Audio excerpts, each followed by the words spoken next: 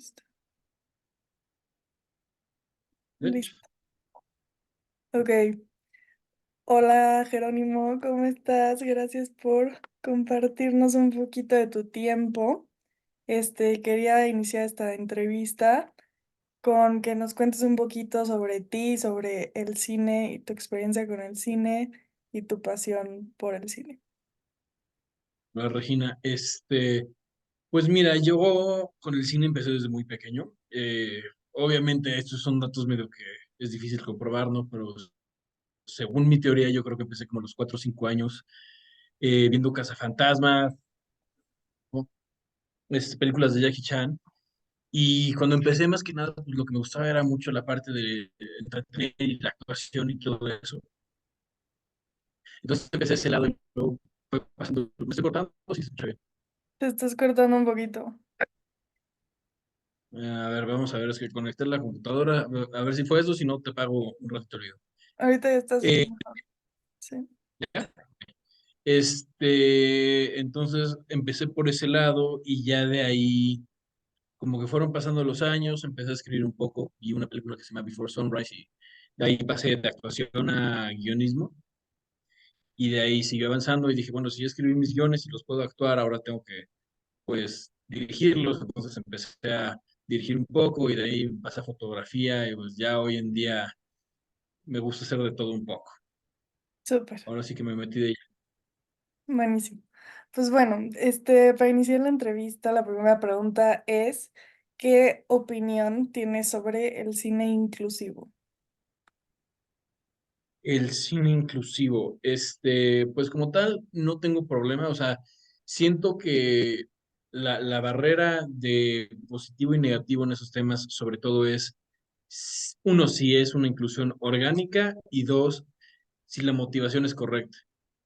A lo que me refiero es muchas veces vemos en películas de Disney inclusión que en sí pues no es muy productiva que digamos y nada más es casi como para poner la palomita y darse la palmadita en la espalda. No sé si te enteraste, por ejemplo, en Elemental que salió hace como medio año, pusieron, según ellos, un personaje no binario, trans, no me acuerdo cuál era la definición. Y obviamente se armó un desastre y veías a todas las tías religiosas mandando los mensajes de que están intentando adoctrinar y todas esas cosas cuando en realidad lo único que pasó fue que era un personaje que no tenía líneas, jamás te decía que era de esa identidad de género, de esa sexualidad, no lo aclaraba en ningún momento, nada más existía en el fondo. Entonces, en ese tipo de inclusiones, pues no viene mucho al caso tenerlas, porque es casi lo mismo que ponerte a alguien ahí en la pared que salga 5 segundos y decir, ah, mira, ya te lo enseñé, entonces estoy haciendo lo correcto. Sin embargo, contar historias mucho más diversas en las cuales estás incluyendo, pues digamos, por ejemplo, en su momento, gente negra o afroamericana como in The Heat of the Night, que nunca habías visto a una persona de ese color de piel en Estados Unidos siendo un policía que además en una escena inclusive golpea a un millonario blanco en el sur, son historias que sí vale la pena contarse porque estás exponiendo una nueva variedad de historias, estás haciendo que la gente se sienta visibilizada y al mismo tiempo estás hasta cierto punto diciendo, sabes que te estoy aceptando no solo a nivel persona, sino a nivel cultural, estoy diciendo, aquí estás, aquí existes y ahora vamos a contar tu historia. Entonces siento que dependiendo del matiz que le quieras dar a la pregunta, esa sería mi respuesta. Ok. Este, ¿Crees que el cine inclusivo podría llegar a cambiar la percepción de la sociedad de las nuevas generaciones? Sí y no. Yo siempre he pensado que la inclusión de ciertas historias en el cine es más bien una respuesta a necesidades que ya existen en la sociedad.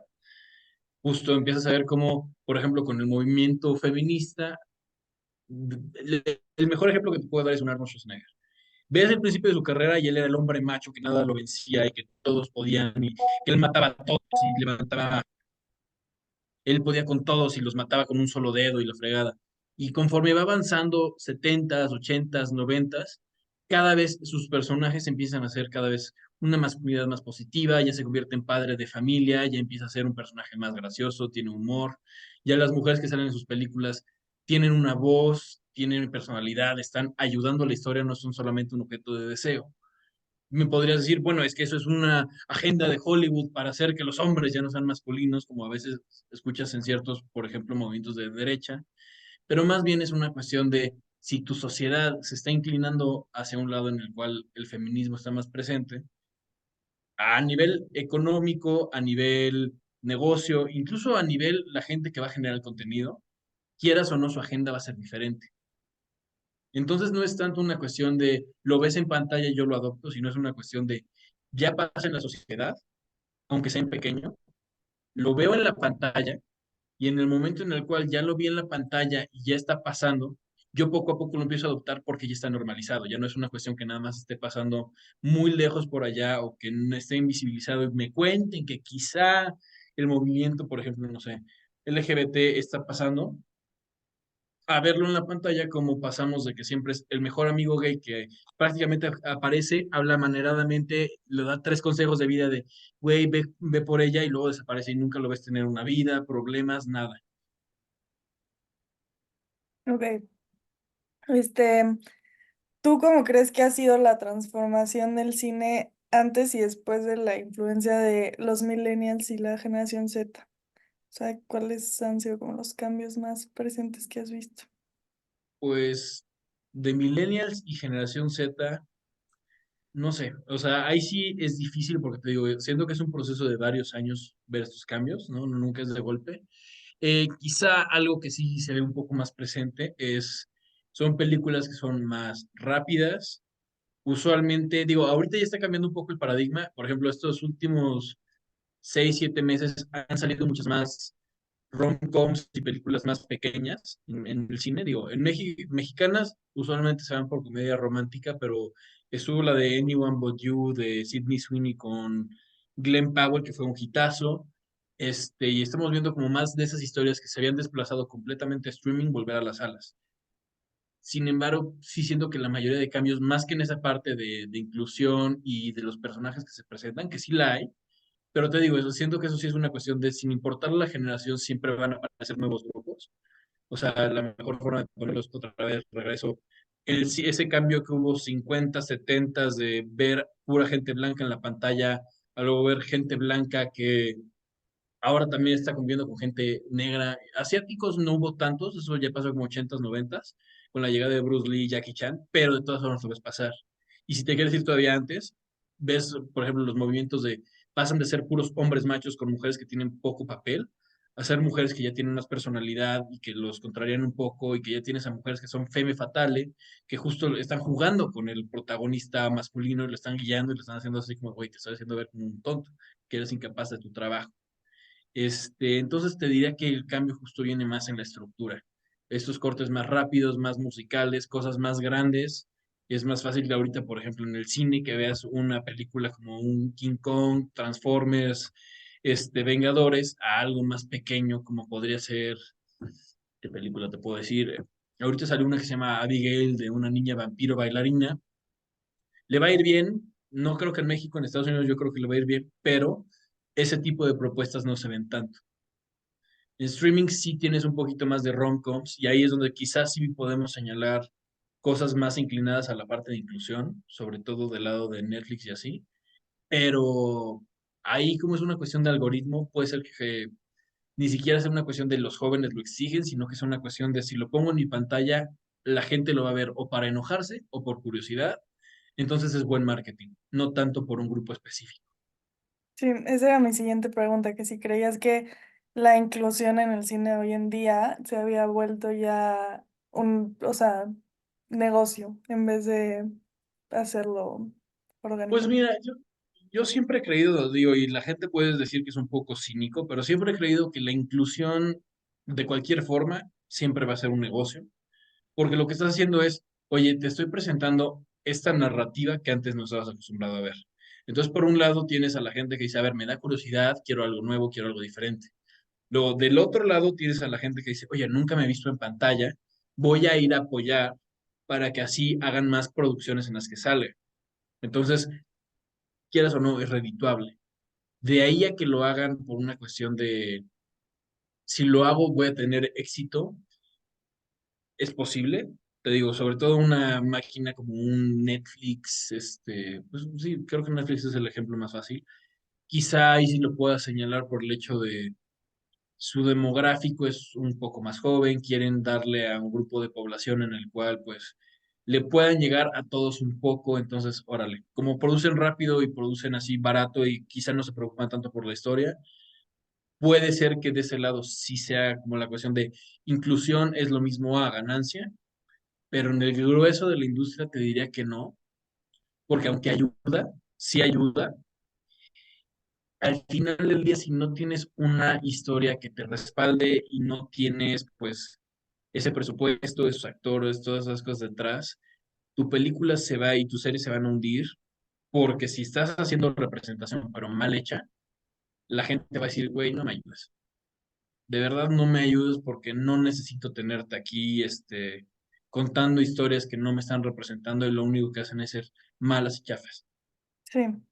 Este, bueno, también mi siguiente pregunta era que si existen maneras correctas o incorrectas de utilizar personajes inclusivos en el cine. Si pudieras, ya sé que dijiste unos ejemplos antes, pero si pudieras dar otros de cómo tú crees que es correcto o incorrecto.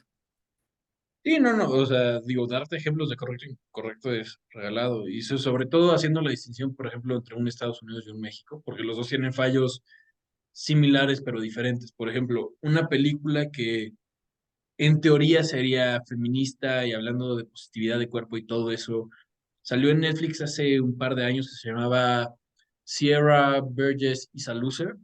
La neta, pocas películas me han hecho enojar, esa lo logró. Y la cuestión es, retoman un poco esta narrativa de Cyrano de Bergerac, de esta niña que es un poco más, está en la banda de la escuela, es un poquito más gordita, no tiene tanta personalidad, y entonces le pide a la niña popular que enamore al galán que le gusta y empiezan a jugar y manipularlo. Y te digo, es este mensaje como de no hay que juzgar y hay que hacerlo todo correcto y la chingada, pero el problema está en que en el momento en el cual ya van a dar el giro de ahora tienes que revelar que eres tú, la niña empieza a tomar actitudes muy nocivas y tóxicas contra la niña, o sea, contra su amiga conocida, no me acuerdo qué era, que está conquistando al güey por ella.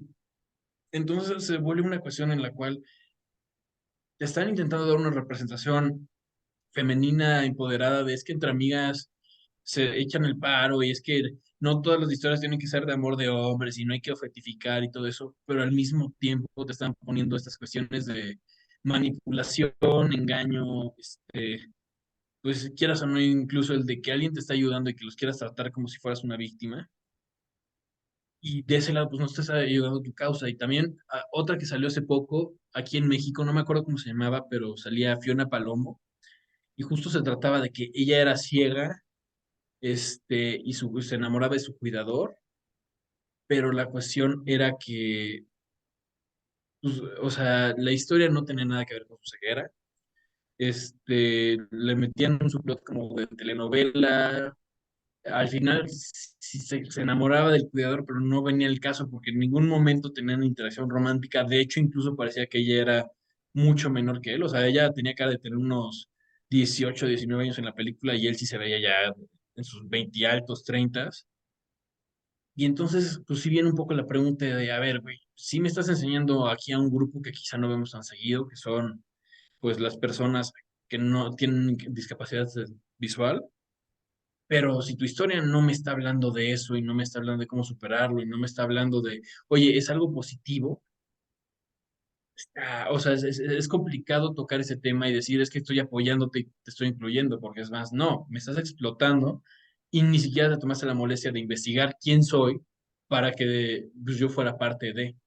Del otro lado de la moneda, y te podría poner el ejemplo de la película que estuvo nominada al Oscar hace como 3 4 años, que se llamaba The Sound of Metal, creo, de un músico de metal que pierde la capacidad de escuchar, estaba en Prime, y esa película sí lo trabaja bien, te pone a actores sordomudos a hacer los papeles, te empieza a explorar este dilema de si te puedes operar para escuchar, pero bajo qué costo, porque entonces ya estás rechazando algo, una parte de ti a cambio de ser normal, entre comillas. Y entonces ahí ya estás metiendo en la trama tu inclusión, está siendo justificada, estás explorando el tema y lo estás haciendo real. Que ojo, no todas las historias tienen que ser acerca de lo que te hace diferente. O sea, no, si eres, por ejemplo, si pones un romance gay, no tienes que hacer que toda la película se trate de, es que somos gays y estamos oprimidos. No, no, no, puede ser solo una película de romance, puede ser solo una película de amor. Si estás haciendo una historia de aventuras de un pirata de los 1800 que además era afroamericano, no tienes que hacerlo del racismo que sometió. No, no, puede solo ser un pirata que es afroamericano. Pero la cuestión es, está el balance, porque el problema sigue existiendo. Por ejemplo, el caso más fácil para ponértelo es, ve una película de Disney, Disney Channel.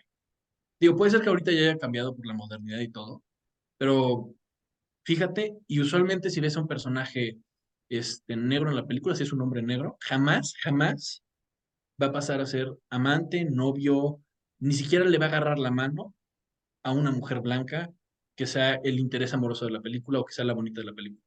Siempre va a ser platónico, siempre lo van a poner o a él en vestido o lo van a emascular o lo van a hacer algo sobrenatural o fantasmagórico que sea solamente para risas. ¿Por qué? Porque no quieres meter esa imagen de una relación interracial porque te puede saltar la gente. Ok, Entonces ahí es un poquito el problema. sí. Y pues la última pregunta es, ¿qué efectos consideras que tengan los personajes inclusivos para el cine y el futuro en general? Pues mira, para el cine, siento que parte de lo que va a pasar, que a mi gusto es un poco negativo, es como ciertas empresas se han dado cuenta de que el público responde bien, van a intentar meterlos más casi a calzador en varias películas donde no pertenecen. Y eso está mal, no en el sentido de los estás exponiendo, sino está mal en el sentido de probablemente no los van a hacer personajes. Los van a poner ahí en el fondo de relleno y lo que van a lograr es hacer estereotipos que dices, güey, ya habíamos pasado por esto, ya estábamos muy adelante, ya no tenemos que cubrir cuotas. Por ejemplo, una película que me salta a la cabeza que no la he podido ver, pero sí sé porque estaba leyendo el otro día de la historia. Guy Ritchie ahorita va a sacar una película, creo que de la Segunda Guerra Mundial, que se llama The Cabinet of Gentlemanly Warfare, una cosa así, de Henry Cavill y varios otros actores. Y está basado en hechos reales. De lo que entiendo, ya salió en Estados Unidos, la película es buena, hay química en los actores, pero un tema que se pone hasta cierto punto así debatible es que por lo mismo de querer generar inclusión, muchos de los personajes reales de la película los cambiaron por gente de otras culturas y otras etnias y así, que no está mal, porque una vez más, pues, en una historia que está sobre todo comprendida por gente blanca, de ojo azul y pelo güero, pues meter un poco de diversidad no está mal. Pero entonces si entras en esta discusión de, ¿sigo llamándolo basado en una historia real o ya lo hago como una ficción 100% para poder demostrar cómo era el mundo? Igual pues tienes, te digo, como te estaba diciendo, personajes que los explotas nada más para tenerlos ahí de relleno y decir, ah, pues ya hice mi trabajo, palmadita en la espalda y que se cumplan solos. Y en el momento en el cual pones a personajes que no tienen peso en la historia y no estás de verdad cambiando la estructura a algo que así sea genuinamente inclusivo, lo que estás haciendo es lastimar al grupo al que estás intentando ayudar. Porque, por ejemplo, si te pongo una serie, vamos a ver, déjame ver qué ejemplo se me ocurre. Te pongo un Dash and Lily. Puede ser que esté mal, según yo, no me acuerdo. Creo que el mejor amigo del protagonista era. No me acuerdo. No era gay, porque acaba saliendo con una mujer. Pero bueno, digamos que es gay. Nada más así para probar el ejemplo. Lo que sí es, y eso sí me acuerdo, es afroamericano, entonces igual cumple mucho con la relación. Y justo, pues ahí entra un poco esta noción del magical, mystical negro que hablaba Spike Lee de es el mejor amigo que nada más aparece dos, tres veces en la historia. Él no tiene problemas propios. Él solo está ahí para resolver los problemas al protagonista blanco. Y llega y solo está ahí para ser el mejor amigo y siempre ser gracioso y siempre ser así como pues, que no quiero decir teto, pero digamos que por ahí va. Y nunca te hablan de su vida amorosa, nunca te hablan de sus papás, nunca te hablan de si él tiene problemas económicos o si le va mal en la vida o si tuvo un mal día. No, ¿por qué? Porque al final del día nuestro enfoque es el hombre blanco que tiene enfrente, que es su amigo. Está bien, está mal, eso ya es decisión de cada quien, porque justo me puedes decir, pues la historia no tenía nada que ver con él no es el protagonista. El protagonista es Dash, y pues entonces tampoco hay que perder tanto tiempo en él, se vale, pero el contraargumento sería decir, sí, pero si ya lo voy a meter y ya sé que hay una historia muy larga de estos personajes, meterle un poco de historia y meterle un poquito de, no agenda, pero sí que tenga una voz y que tenga una postura clara de, oye, o sea, sí soy tu amigo, pero soy más cosas además de eso. Si lo logras hacer y que sea fluido, no está mal, porque justo es la diferencia entre estoy contando tu historia y estoy simplemente aprovechándome de aquí. Pues necesito una cuota de diversidad, entonces voy a poner una persona que sea negra, pero nada más ahí para tenerla de relleno, no porque de verdad estoy contando una historia que inherentemente necesite que ese sea el personaje. Ujú. Incluso al punto de, igual no lo he visto, pero de lo que he escuchado lo están destruyendo. Justo sacaron una película con título de este concepto del Magical Mystical Negro, que así como resumen rápido para que sepas, es este personaje negro que nada más aparece en la trama para resolverle los problemas al blanco, que no tiene nada de historia. O sea, su vida consiste en llegar, resolver problemas, desaparece.